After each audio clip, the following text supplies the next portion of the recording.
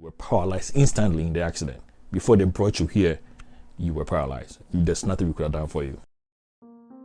Following his paralysis, Baffour attempted suicide twice. This is Baffour's story. Everyone's life has a story to tell. These are the stories of ordinary people.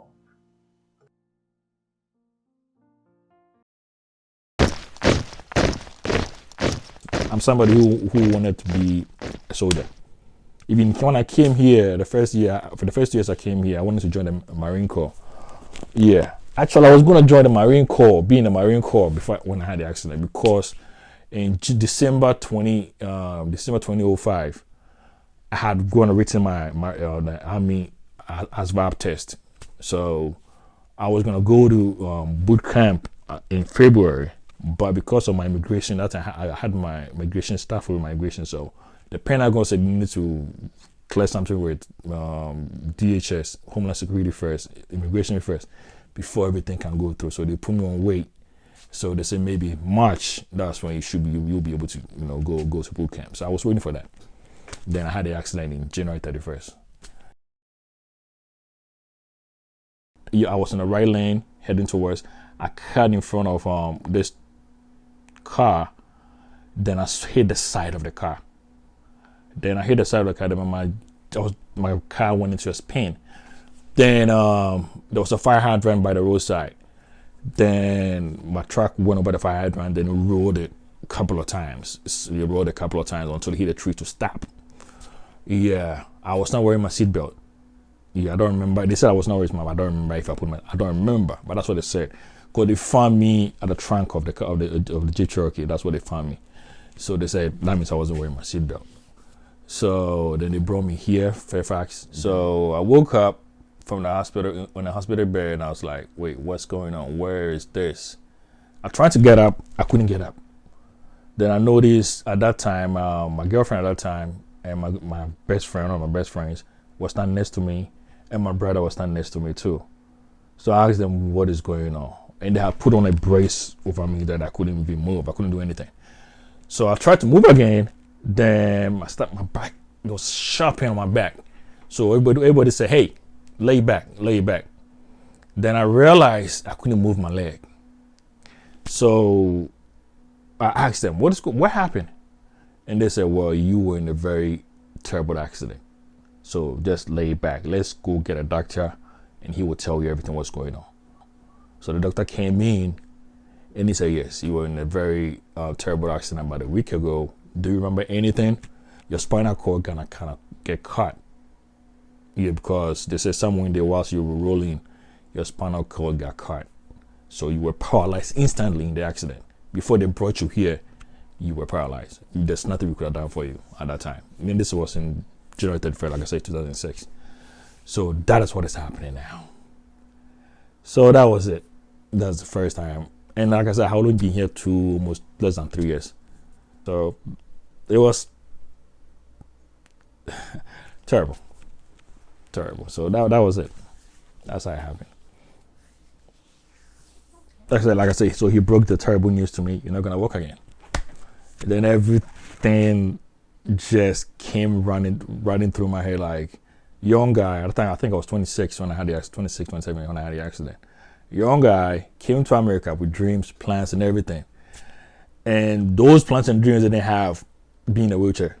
Right then I had to make a decision. Okay, this is gonna be the rest. This is gonna be your life for the rest of your life. So what do? I cried. Yeah, being depressed. So I came back home. That's where the hardest part is. Yeah, readjusting to a life in a wheelchair. It was not easy. It was not easy. Through that time, depression came in. I attempted suicide twice. It's not like I attempted suicide. I wanted to die. So at one point in time, I said, "You know what? Forget this. I'm done with life. I can't live like this. I'm young. Came to America with dreams to make my life better. This is not better. This is not better." So one night I just looked around, saw some of my medications. I had some strong narcotics because the spinal cord pain is not, it's not something you joke with. It's pain. It's always there. It's right now I'm in pain, but So I said, you know what, I'm just gonna have to forget this. So I took my medication, hoping to die. Yeah, wrote my suicide note and everything. Said goodbye to the world, and for some reason, had an aide who was coming in Mondays, Wednesdays, and Thursdays and Fridays. So I think it was Tuesday. So she came in early in the morning, to try to. She said she's been calling me for like 30 minutes. I'm not responding. So at that time, we had a roommate. So the roommate came in. They tried to help. Then at some point, I could hear my name like the faintest. Somebody's yelling at me, but I could hear the very face. So I woke up, and they said, "Well, what is going on?" And I said, "Well, I'm not feeling well." So they called ambulance. Ambulance came in, took me to my Grand Hospital. So the doctors were like, they asked me what's going on. Then I told them, this is my situation. I didn't know, so I tried to end my life. 17, I think May, I gained the same thing. I had my medications, and you know what? Forget it.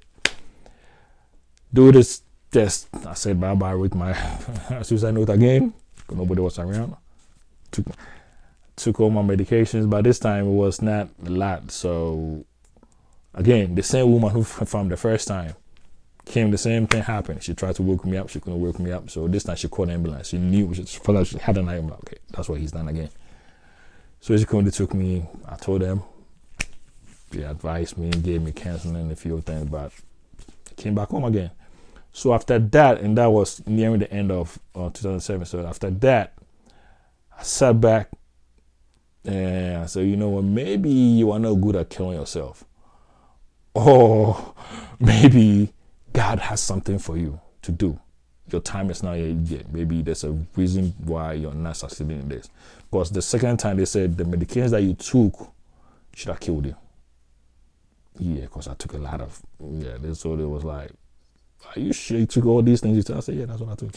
So you shouldn't be here, but maybe there's a reason why you are here. So I said, okay, you know what?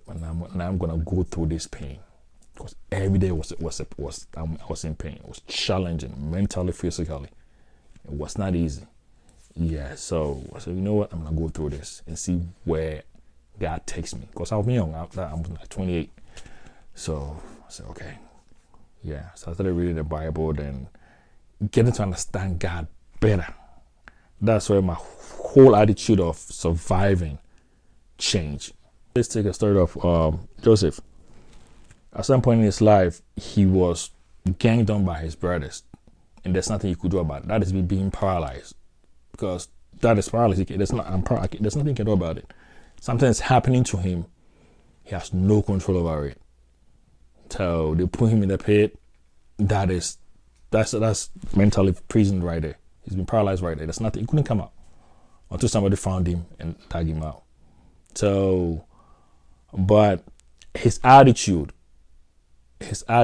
after that, he didn't moan or cry or anything. He had to focus on God. For some reason, he thought he was going to be okay. He thought he was going to be okay. So that was the mindset that he had. Yeah, so I said, oh, okay. This is a guy and who's been through all this, but he still think he's going to be fine. Yeah. So then it's like David too, When I look at yes, he was blessed, but he didn't just get to where he was. He had to go through a lot of stuff. And in going through all that stuff, he still believed in God. He always knew God was going to come through for him. Even when he done wrong, he knew there's only one. This knew his God will come through for him, no matter what is happening to him. And God always come through for him. God would always say his prophets, "Hey, you good? I got you. Yes, you did wrong, but you good. I got you." Because I knew God has a plan for him, a purpose for him. So I said, "Oh, okay. If that is how this guy works, okay, why not?" Yeah. So I said, "Now you're in a wheelchair. You came to America. What can you do?" I said, "Okay." I look at what my skills are. I said, "Okay, I'm good in IT. I'm good in IT." I said, "Okay, do something in IT. That means I have to do something that you are sitting down all the time. in a wheelchair. So okay, it's cool. So that's why I decided to go to school. And so I started classes in November 2014. I decided, okay, I'm gonna do cybersecurity. Since I know IT, I know a lot about IT. So I did that. Then thank God, when I was there, I did cybersecurity, I did network engineering, I took network administration at the same time. So 3 programs at the same time was a lot. So thankfully to God, by May 2018, yeah, I graduated. Then I started the following year, 2019, fall of 2019, I started George Washington University to do my bachelor's degree. So looking back, God has taken me through a lot of stuff. So at this point, that's why I am at this point here. So, and it's been a rough journey, and it still is a rough journey. But now I'm able to keep my head level head because I've seen me trusting in God has got me to this point, and that brings me to the next journey in my life. So right now I'm still in school, yeah, but I don't know if you've seen on Facebook, I've opened up a GoFundMe page that I need some surgery because now they've come up with this new medical advancement in spinal cord injuries that they're able to place a device between where my spinal cord is cut.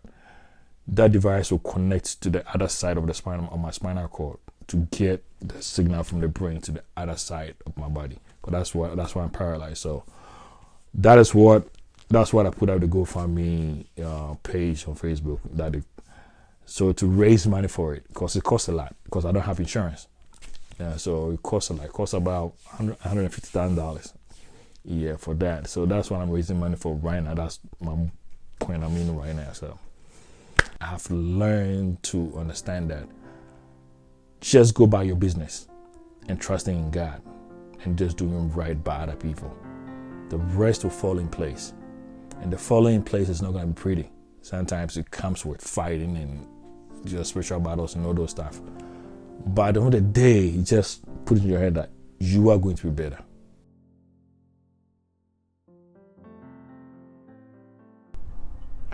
Following the accident that left Baffour paralyzed, he attempted to commit suicide twice until he had a change in mindset and he decided to trust God and see what the end is going to be.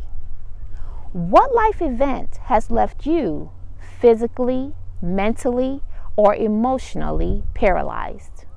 My name is Leslie Baffour. Thank you for watching. I'll see you next time. If you would like to share your story, please send us an email to justordinarypeopletv@gmail.com. Again, that's justordinarypeopletv@gmail.com. Thanks for watching. Please share, subscribe, or comment below.